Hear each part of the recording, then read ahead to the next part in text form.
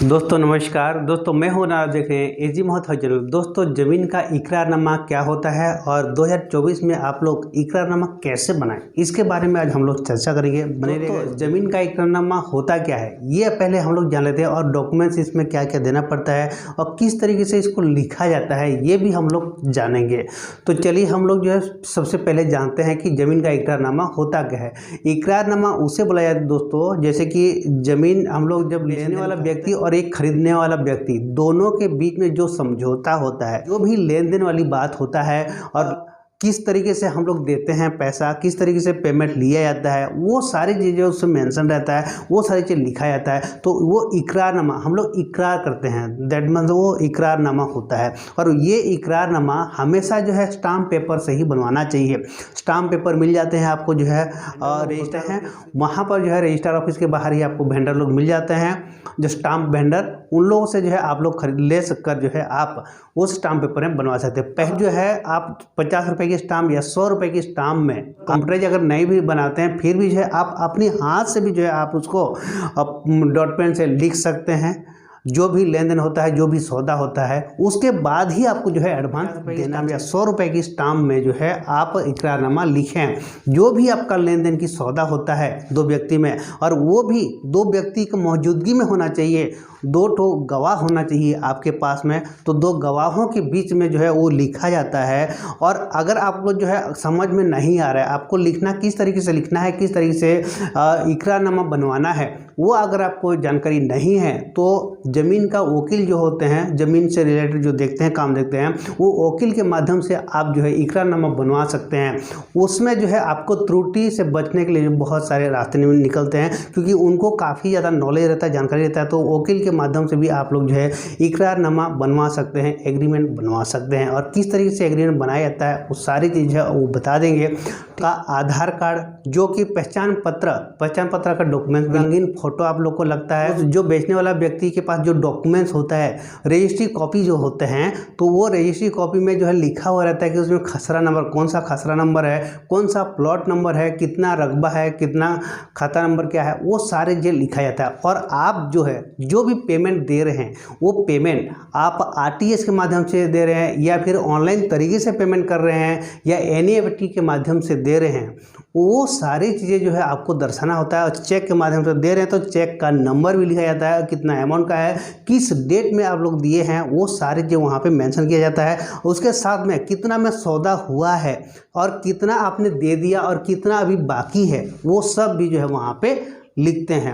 वो सारे लिख कर जो है एकदम बाकायदा पढ़ाकर दोनों जो है अपनी होश हवास में, सही होश हवास के माध्यम से जो है आप आज हम लोग जो है इकरारनामा जो है ये करते हैं कि ये ज़मीन जो है हम इन्हें इतने रुपए में हम लोग बेच रहे हैं, या इनको इतने रुपए में ये खरीद रहे हैं। वो सारी चीज़ वहाँ पे मेंशन रहता है, सारी चीज़ें। और हमें अब आगे चल के हमें कोई भी आपत्ति नहीं है। प्लस जो भी हम लोग आज ये डिसीजन ले रहे हैं, इकरारनामा जो बन रहा है, इसमें जो है हमारी और जो भी वारिसान लोग हैं उन लोगों को भी कोई आपत्ति नहीं है, ना कि आगे चल के किसी तरह की आपत्ति होगा। तो ये 6 महीना, 7 महीना, 8 महीना, 9 महीना, 10 महीना के अंदर अंदर, या 11 महीने के अंदर अंदर जो है हमें इसको जो है रजिस्ट्री कराना है। अगर रजिस्ट्री नहीं कराता है तो ये इकरारनामा जो है निरस्त मानी जाएगी। ऐसे भी लिख सकते हैं, ऐसे इस टाइप की लिखा भी जाता है, लेकिन उसको ध्यान दें। अगर इस टाइप का पीरियड लिखा हुआ है तो जो अगर आप खरीद रहे हैं तो ज़रूर उसको ध्यान दें कि उसी टाइम रहते हुए जो है उसको रजिस्ट्री करा लें तो बेटर रहेगा। जैसे जो एग्रीमेंट में जो टाइम लिखा हुआ है और वो टाइम अगर निकल जाता है तो उस समय थोड़ा बहुत जो है जो बेचने वाला व्यक्ति आनाकानी कर सकता है। तो इसलिए पहले मैं आप लोग को यही सलाह दूंगा, अगर आप खरीद रहे हैं तो उसमें अगर पीरियड अगर लिखा हुआ है तो पीरियड के पहले ही जो है आप लोग इसको करा लें।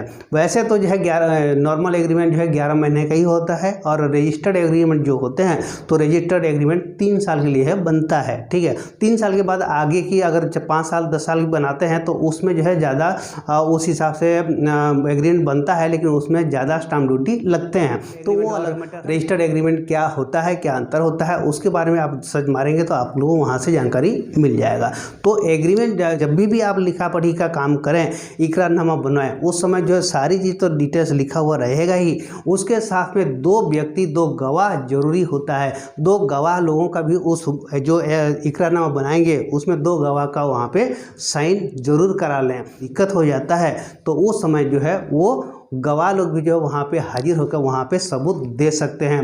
क्योंकि और इकरारनामा क्यों बनाया जाता है, इसीलिए बनाया जाता है इकरारनामा कि आगे चल के हमें कोई भी दिक्कत तकलीफ ना हो, आगे चल के कोई भी समस्या खड़ी ना हो, इसलिए जो है इकरारनामा बनाया जाता है। और इकरारनामा वो होता है कि सबूत होता है आपका, एक हिसाब से पूरा एकदम सबूत है, जो कि कभी आगे चल के जो है आनाकानी भी करता है बेचने वाले व्यक्ति, अब हम नहीं देंगे, तो वो समय भी आप जो है वहाँ पे कर सकते हैं। और यह चाहे तो जो है जो खरीदने वाला व्यक्ति है वो व्यक्ति बोलेगा कि नहीं मैं तो 5 लाख रुपए दिया है, 2 लाख रुपए बोलेगा कि मैं 5 लाख रुपया दिया हूँ, तो उस जगह पे भी जो है कुछ आनाकानी हो सकता है। तो ऐसे मैटर भी हो जाते हैं, तो इसीलिए जो लिखा जाता है उससे बाकायदा कि कितने तारीख को कितना पेमेंट दिया गया, कितना पेमेंट लिया गया है, कौन सी चेक के माध्यम से लिया, कौन से बैंक था, वो सारी चीज़ें डिटेल्स वहाँ पे लिखा जाता है। एडवांस कितना दिया था, उसके बाद में कितना तारीख को और कितना पैसा लिया, फिर कितने तारीख को और कितना पैसा लिया, वो सारी चीज़ें डिटेल्स वहाँ पे लिखा जाता है दोस्तों। और ये बाकायदा लिखना भी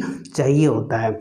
बलबली बातों से कभी भी आपको पैसा नहीं देना चाहिए। जब भी जमीन जायदाद खरीदी बिक्री करें तो बलबली बातों में जो है कभी भी पेमेंट ना दें, इकरारनामा के साथ ही जो है पेमेंट दें, उसमें लिखवा कर साइन इन करा कर तब जाके आप पेमेंट करें।